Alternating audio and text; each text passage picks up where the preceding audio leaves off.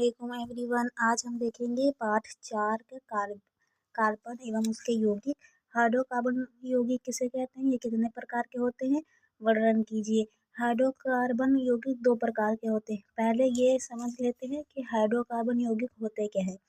तो उत्तर है ऐसे यौगिक जो हाइड्रोजन तथा कार्बन से मिलकर बने होते हैं, उन्हें हाइड्रोकार्बन यौगिक कहते हैं। ये 2 प्रकार के होते हैं। नाम से ही पता चल रहा है कि हाइड्रोजन और कार्बन से मिलकर ही हाइड्रोकार्बन यौगिक बना हुआ है। और ये 2 प्रकार के होते हैं, संतृप्त हाइड्रोकार्बन, असंतृप्त हाइड्रोकार्बन यौगिक। संतृप्त हाइड्रोकार्बन यौगिक किसे कहते हैं, ऐसे हाइड्रोकार्बन यौगिक जिनमें कार्बन तथा कार्बन के बीच सिंगल बॉन्ड होता है। क्या होता है, कार्बन तथा कार्बन के बीच सिंगल बॉन्ड होता है, एकल बंध हो। कार्बन संतृप्त हाइड्रोकार्बन यौगिक कहलाता है। और इसमें प्रकार देख लेते हैं, जैसे मेथेन, एथेन, प्रोपेन, ब्यूटेन, ऐसे कई प्रकार के होते हैं।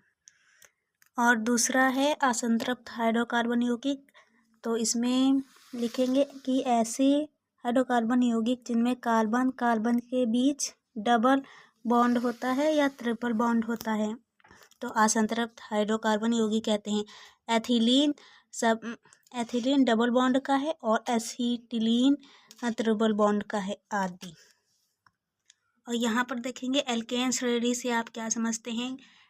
अभी क्वेश्चन आया था कि एल्केन, एल्कीन, एल्काइन, इसी प्रकार से एल्केन श्रेणी क्या होती है और एल्केन श्रेणी का सामान्य सूत्र लिखिए।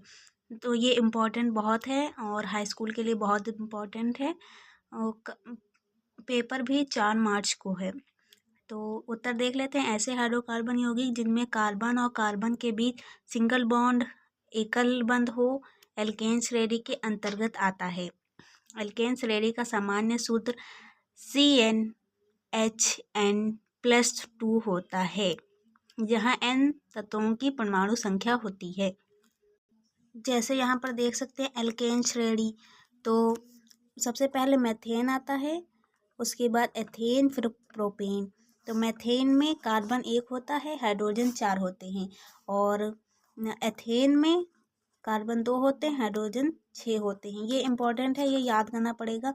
और ये भी पूछ लेता है कि एल्केन श्रेणी का सामान्य सूत्र बताइए।